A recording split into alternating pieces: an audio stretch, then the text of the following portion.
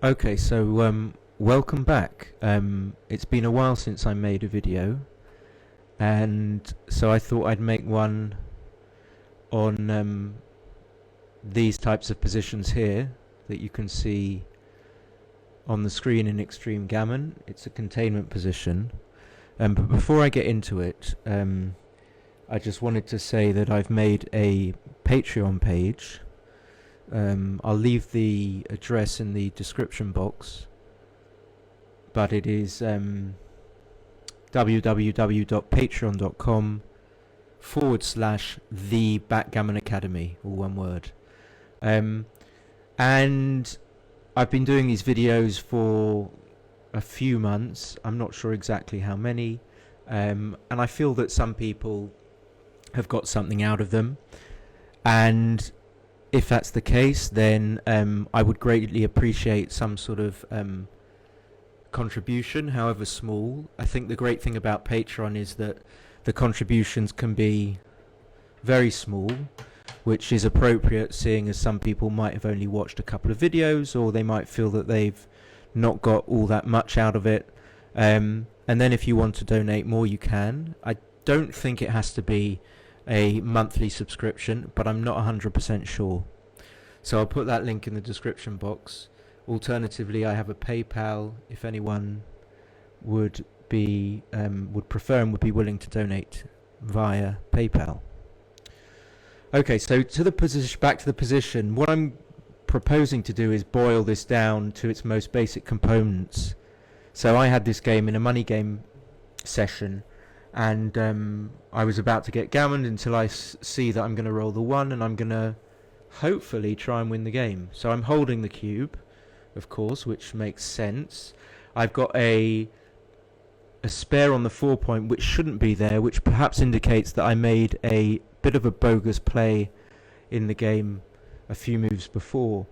So I'm going to play it out maybe a couple of times in a bit, but just to try and illustrate, hopefully I can use the arrows to do this, what the goal is. So obviously you hit when you can, and when he comes in, obviously you just have to try and hopefully roll a number that's going to hit and keep hitting him.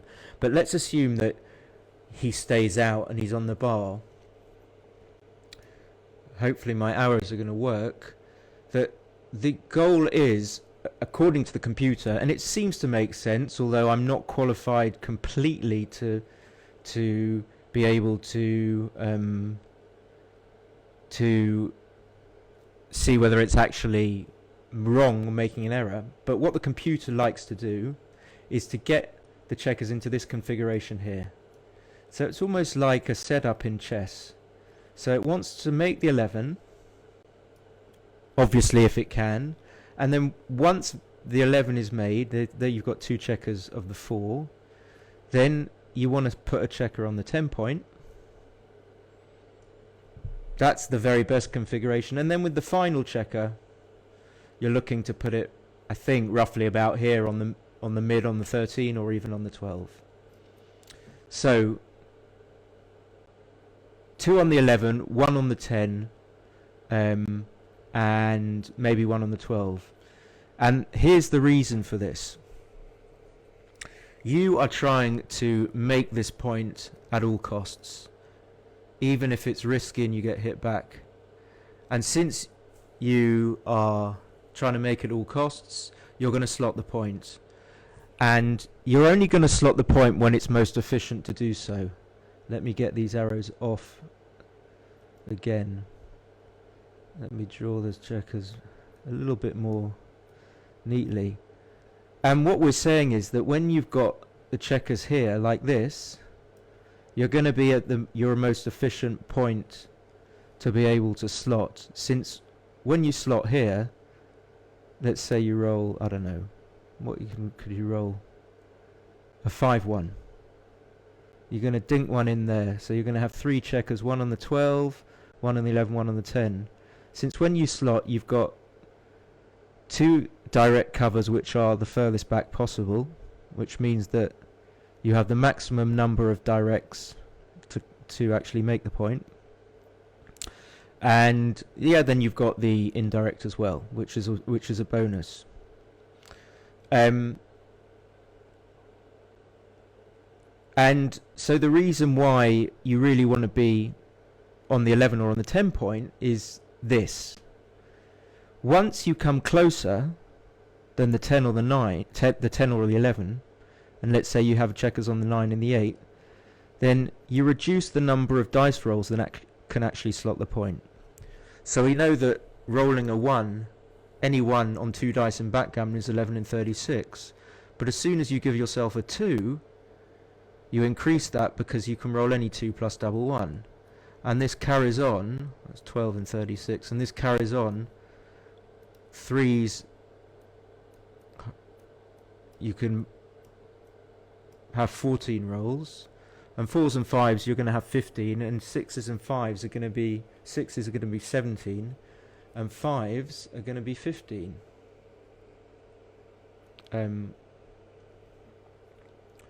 So it's very important to be able to give yourself the maximum number of dice rolls to actually slot that point and to not overshoot. And then there are some other smaller considerations in the position, which is, like making the 15 point to block double 5s.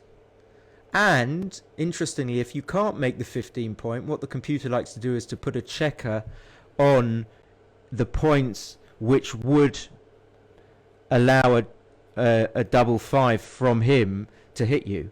And therefore the idea is to put as many checkers of yours on the bar so that you have time to wait for your opponent to leave you a shot when he bears off.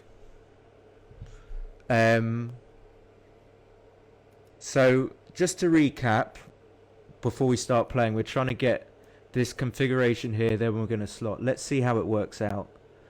So we've got 4 checkers to play with. Of course we could have 3, or we could even have 2, but I think the strategy is probably going to be very similar.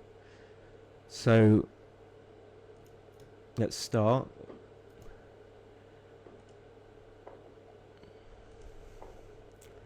Okay, so what we're trying to do is just bring them round.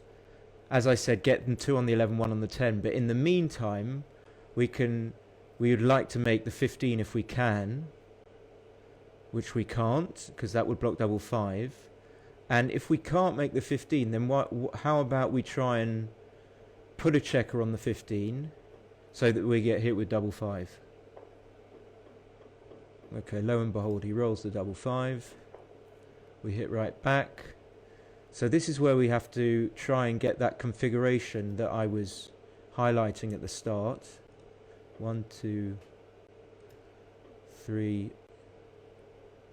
4. So I just noticed that what I'm trying to do is make the 11 point, but I can't make the 11. Just made sure that I can't. Okay, I'm not going to take too much time. It might be better to put a checker on the 11. So now I still can't make the 11. But what I can do is put a checker on the 11. So we're getting closer to that structure that we want before we're going to slot. But I really want a checker on the 15. So I don't want to play 15 to 12 here. So what do? If a lot of things are going to... Maybe I go for the 2 checkers to be hit with double 5 twice. Okay. That seems to work. Now I can make the 11. So now I've got this configuration that I'm after. And hopefully the computer's going to oblige by fanning. And now I'm in a position where I need to start thinking about slotting. Because if I don't, I'm going to overshoot the points where my checkers are placed most efficiently to actually slot the point. So 6 is a great roll because it allows me to slot and keeps the 6 as a cover. So now if I get missed, I have 6s and 5s to cover plus some 7s, like 4, 3, and I think that's it. Okay, so he came in, but he didn't oblige. But let's go back and just to illustrate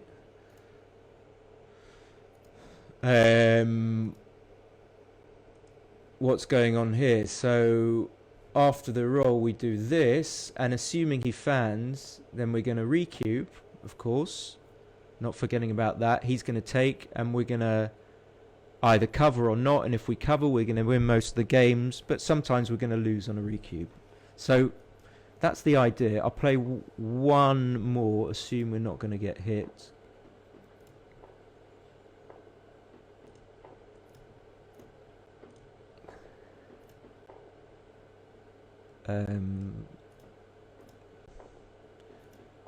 Probably can't save it. Well, definitely can't save it. So it seems that the precepts that we learned have worked out. 2-1. So 6-4. We're trying to bring our checkers closer. Make the 11. We can't do that. Get hit with double 5.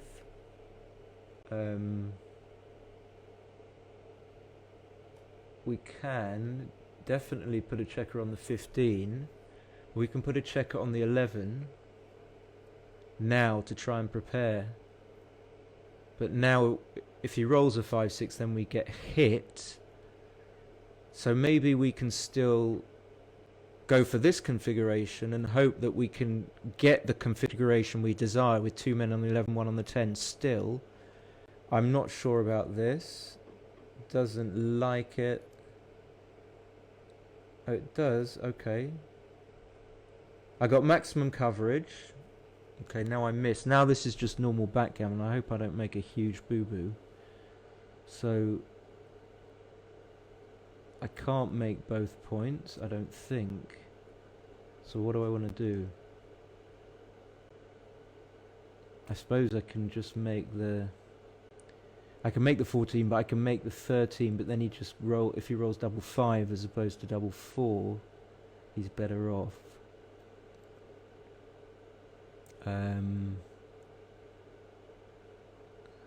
So it's either making the 14, playing 4-2. I don't really know. I just don't want to embarrass myself here. Okay, so now we've got 4s, 7s, 8s are going to hit. Okay, so with this checker on the 9, we're too far forward, and now this is a second thing that let's assume that he was on the bar.